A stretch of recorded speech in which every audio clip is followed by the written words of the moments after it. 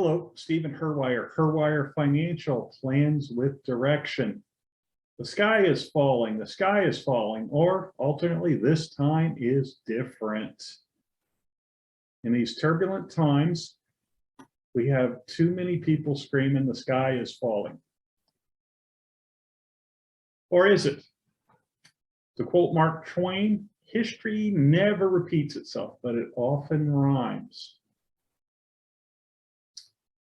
Or not so famous, Morgan Housel in his essay, Too Much, Too Soon, Too Fast. A good summary of investing history is that stocks pay a fortune in the long run, but seek punitive damages when you try to get paid sooner.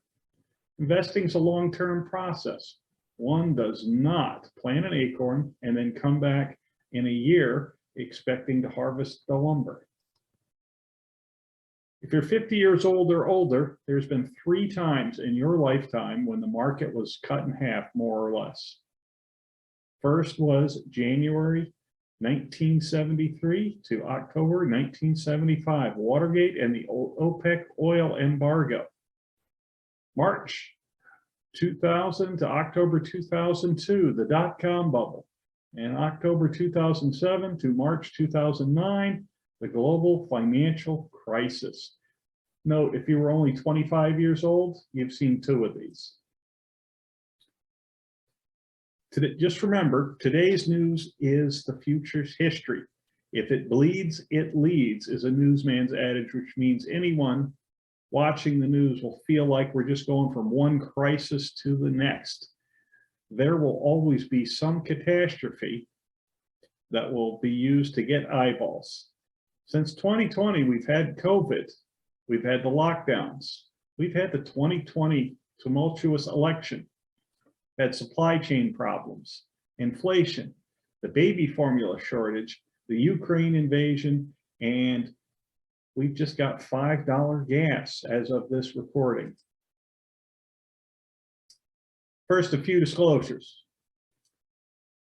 Not tax or legal or financial advice. Consult the appropriate advisor for questions.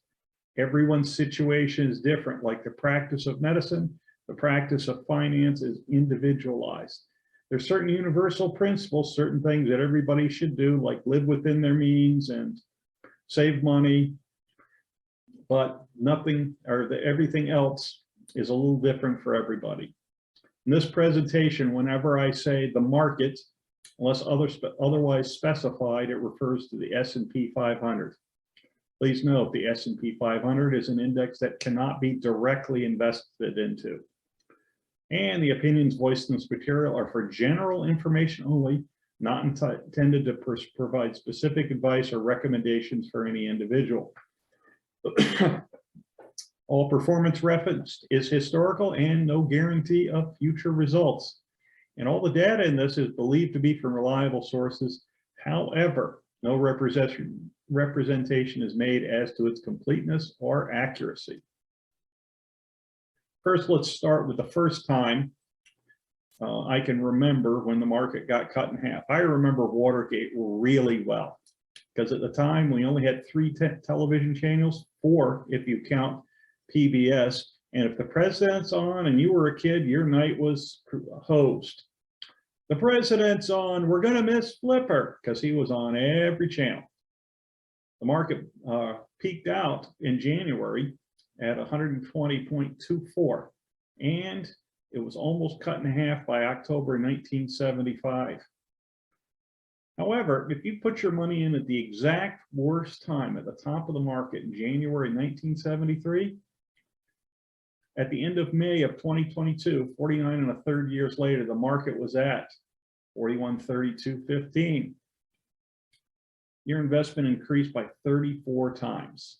And this doesn't even include the dividends paid by all the companies that you invested in.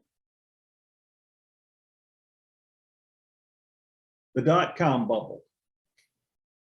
March 2000, the market peaked at 1527.46. Now, I remember this well because I'd been investing since 1985. I had seen and experienced 1987's Black Monday, where the stock market dropped 20% in a day. and all the various ups and downs through the 90s. I learned many valuable lessons along the way. But March 2020, the party was over, at least for a while. It bottomed out October 2002 at about half, 776.76. And at the end of May 2022, the market was at 41.32.15. Had you invested at the exact worst time in March of 2000, your investment still went up by about 2 3/4, a little less times. Again, does not include the dividends of the companies you invested in. Global financial crisis, the Great Recession. I had just started in the financial business about less than a year ago, December 2006. This was a tough time to be a financial advisor. A lot of advisors washed out of the business during this time. Funny thing is, when the market's going up, it doesn't take much to look like a genius. Where financial advisors provide their real value to their clients is during the down markets, because they provide perspective. It's one of my most important functions as a financial advisor. I say, you got an advisor that stays with you during the down markets, and that's somebody you want to think about keeping. At the end of May 2022, again, like I said before, market was at 41.32.15. Had you invested at the top, the worst time, 2007, your investment's still more than doubled. Again, not including the dividends of the companies you may have invested in. The COVID bear market. Now, the market did not get cut in half then. But in February 2022, or 2020, excuse me, the market peaked at about 33.86.15 and went down 34%, almost about an average of 1% a day, give or take, March 2020. And it only took 151 days to recover. Probably the shortest bear market in history, at least the shortest one I can remember. And again, had you invested at the exact worst time at the top of the market, you'd still be up right around 20% or so, give or take. Again, doesn't include the dividends paid by the companies you may have invested in. Some points to ponder. No one can predict the future. As such, no one can time the market. You're busy reacting to what's going on, you can lose track of what your plan is.